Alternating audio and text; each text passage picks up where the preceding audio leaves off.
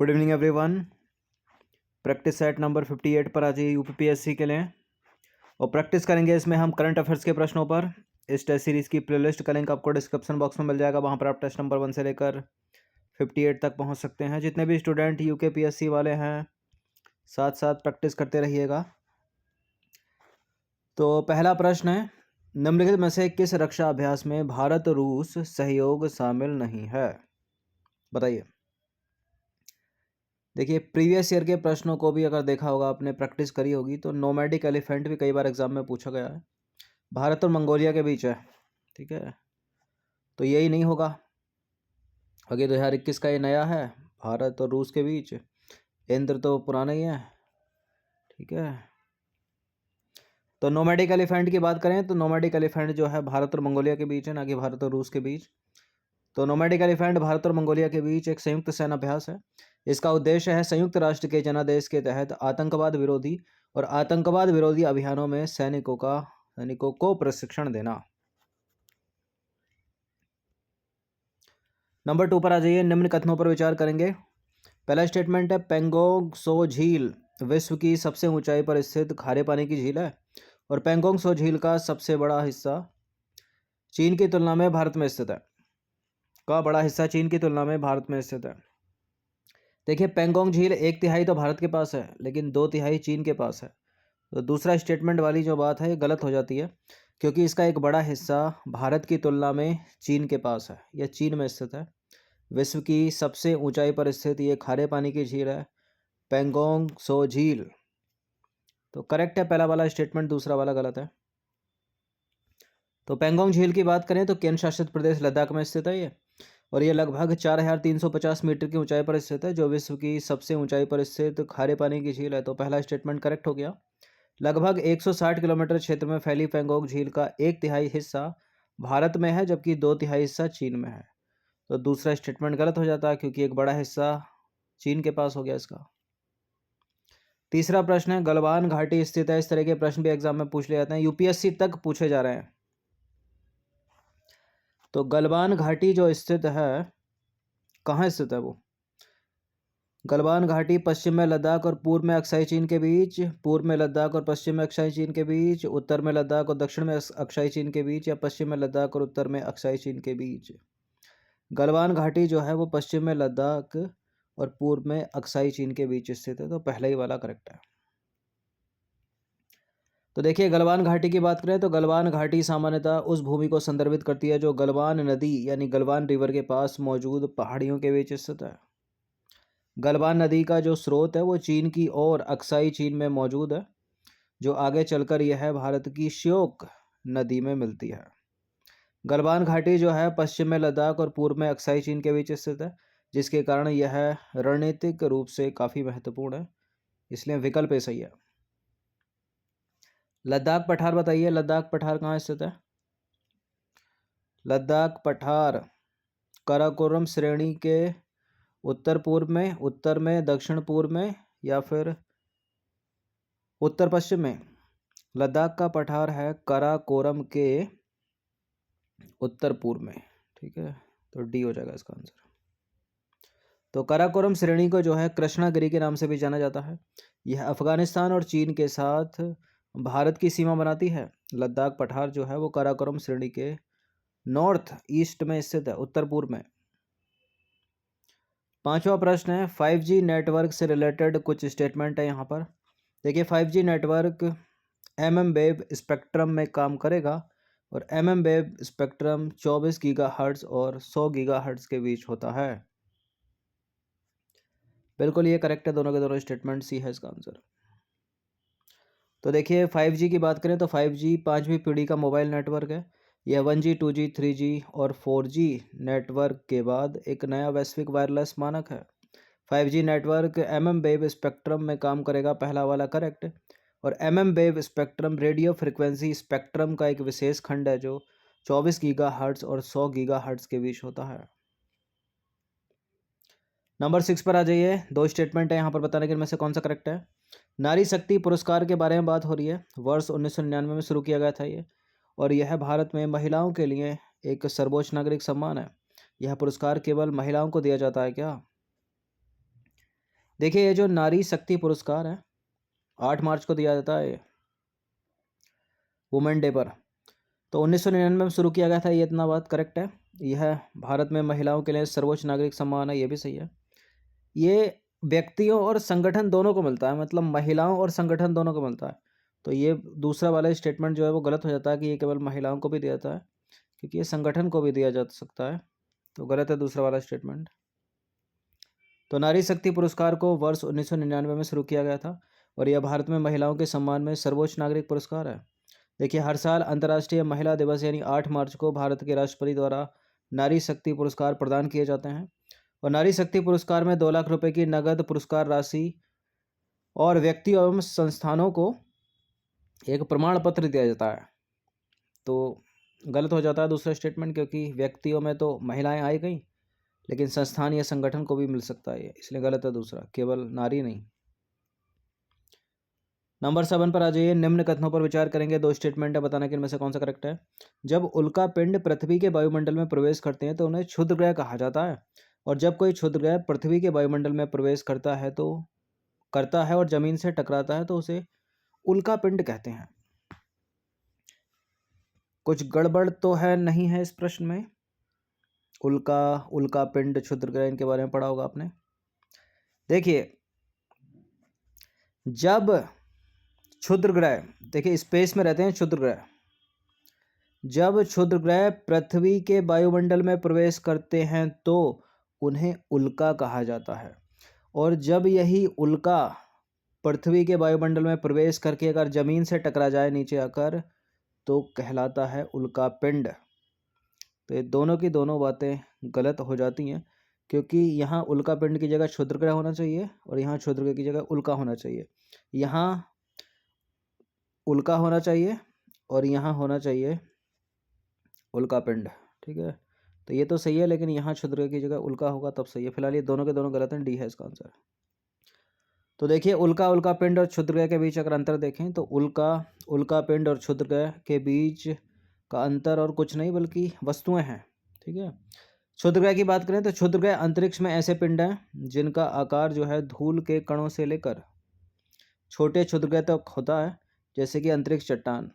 जब क्षुद्रग्रह पृथ्वी के वायुमंडल में प्रवेश करते हैं तो उल्का कहलाते हैं, और जब यही उल्का अगर पृथ्वी के वायुमंडल में प्रवेश करके नीचे आकर जमीन से टकरा जाए तो उल्का पिंड कहा जाता है इसको। तो दोनों के दोनों गलत है। नंबर 8 पर आ जाइए। हाल ही में भारत वन स्थिति रिपोर्ट जारी की गई वर्ष 2021 में, इसका यह कौन सा प्रकाशन है। देखिए इसमें 2 बातें हैं। पहली बात है कि ये जो रिपोर्ट है प्रत्येक 2 वर्षों में प्रकाशित की जाती है। ठीक है, अब कब से प्रकाशित की गई होगी उसका भी पता होना चाहिए, तभी आंसर निकलेगा। इसको फॉरेस्ट रिपोर्ट भी बोलते हैं, इंडिया फॉरेस्ट रिपोर्ट शॉर्ट में। तो इसका ये 17वां प्रकाशन है 2021 में, इससे पहले 19 में आई थी। तो हाल ही में केंद्रीय पर्यावरण वन और जलवायु परिवर्तन मंत्रालय ने भारत वन स्थिति रिपोर्ट 2021 जारी की है, और यह भारत के वन और वृक्ष आवरण का आकलन है। इस रिपोर्ट को द्विवार्षिक रूप से यानी प्रत्येक 2 वर्षों में भारतीय वन सर्वेक्षण द्वारा प्रकाशित किया जाता है। देखिए सबसे पहली बार ये रिपोर्ट जो है इसका प्रकाशन हुआ था वर्ष 1987 में। ठीक है, और वर्ष 2021 में भारत वन स्थिति रिपोर्ट का यह 17वां प्रकाशन है। तो प्रश्न किसी भी तरह से पूछा जा सकता है, हर तरह से तैयार रहिए। पहली रिपोर्ट कब आई? 1987 में, प्रत्येक 2 वर्षों में प्रकाशित की जाती है, यानी 19 के बाद 21 में, और इसका 17वां प्रकाशन है। तो इसी से संबंधित इस प्रश्न का उत्तर दीजिए। तो भारत वन स्थिति रिपोर्ट 2021 के अनुसार भारत का वन क्षेत्र देश के कुल भौगोलिक क्षेत्रफल का कितना प्रतिशत है? तो 2019 की तुलना में कुछ बढ़ गया है। 2019 में था ये 21.67% और 21 में हो गया है 21.71%। तो इसको याद रखिएगा। तो भारत वन स्थिति रिपोर्ट 2021 के अनुसार भारत का वन क्षेत्र अब 7,13,789 वर्ग किलोमीटर है। यह देश के भौगोलिक क्षेत्रफल का 21.71% है, जो 2019 में कितना था? 21.67%। इससे जुड़ी कुछ इम्पोर्टेंट चीज़ें हैं 2-3, जैसे वनों में वृद्धि और कमी की बात करें तो वनावरण में सबसे अधिक वृद्धि दर्शाने वाले राज्यों में तेलंगाना सबसे अधिक उसके बाद आंध्र प्रदेश, फिर है उड़ीसा। और वनावरण में सबसे अधिक कमी जो है पूर्वोत्तर राज्यों में देखी गई है। अरुणाचल प्रदेश में सबसे ज़्यादा, मणिपुर में, मेघालय में, मिजोरम में और नागालैंड में। अगर क्षेत्रफल की दृष्टि से बात करें हम, तो मध्य प्रदेश जो है भारत का सबसे बड़ा वन क्षेत्रफल वाला राज्य है। इसके बाद अरुणाचल प्रदेश है, फिर छत्तीसगढ़ है, उड़ीसा और महाराष्ट्र है। तो मध्य प्रदेश को याद रखिए। मैंग्रोव के बारे में बात करेंगे तो मैंग्रोव में 17 वर्ग किलोमीटर की वृद्धि देखी गई है और भारत का कुल मैंग्रोव आवरण अब कितना हो गया है? 4,992 वर्ग किलोमीटर।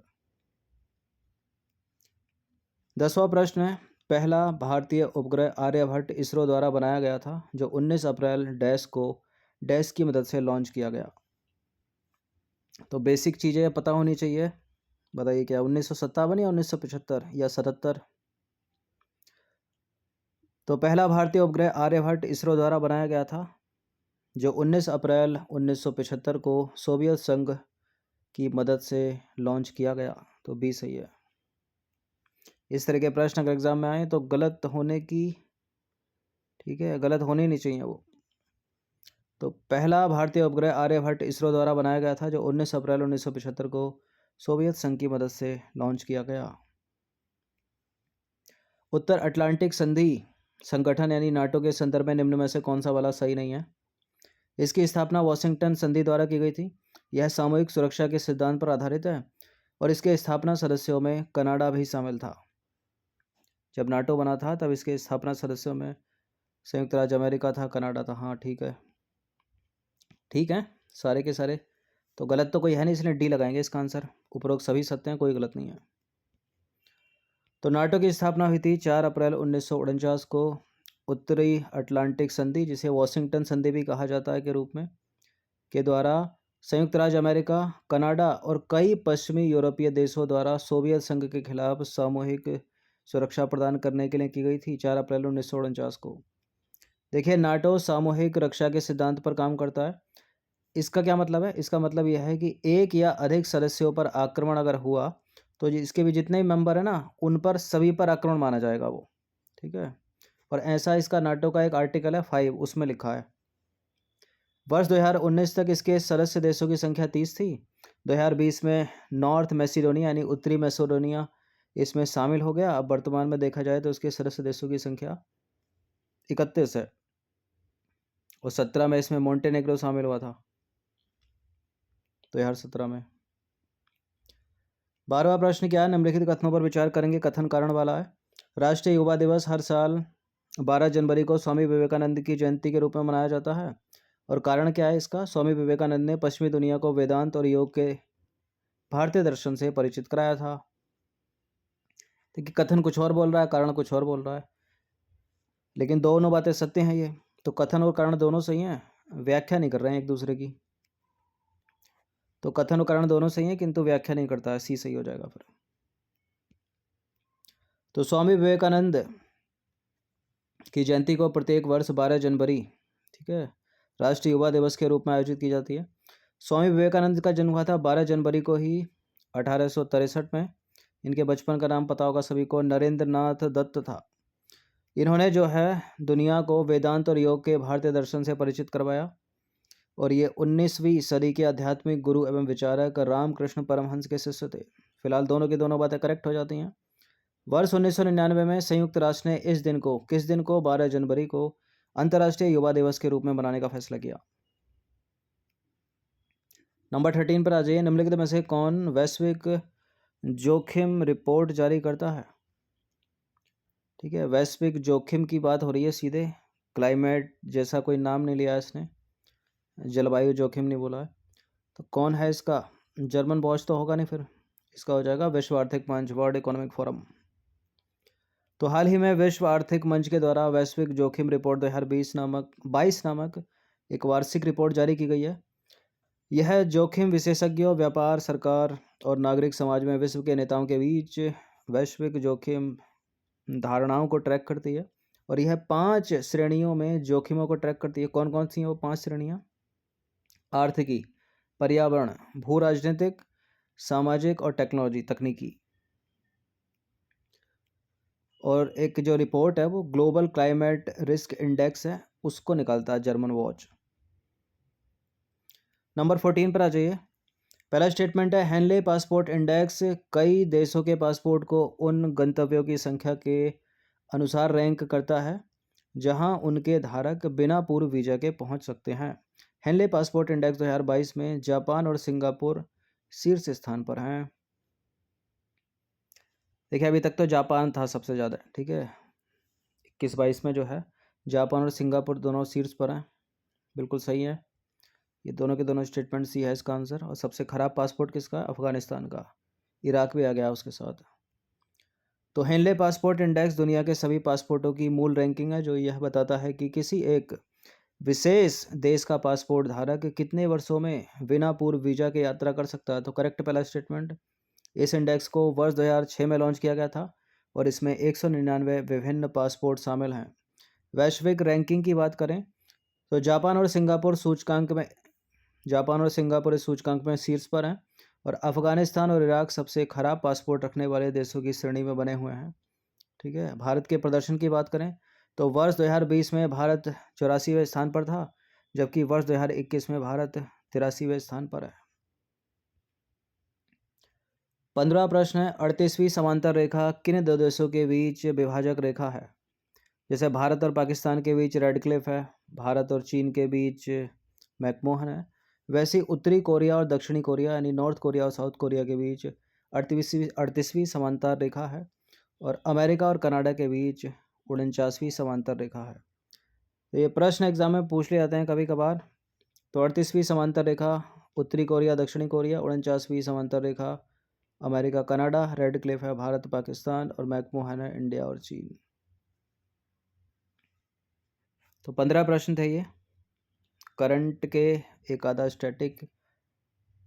हर दिन प्रैक्टिस करते रहिएगा। धन्यवाद।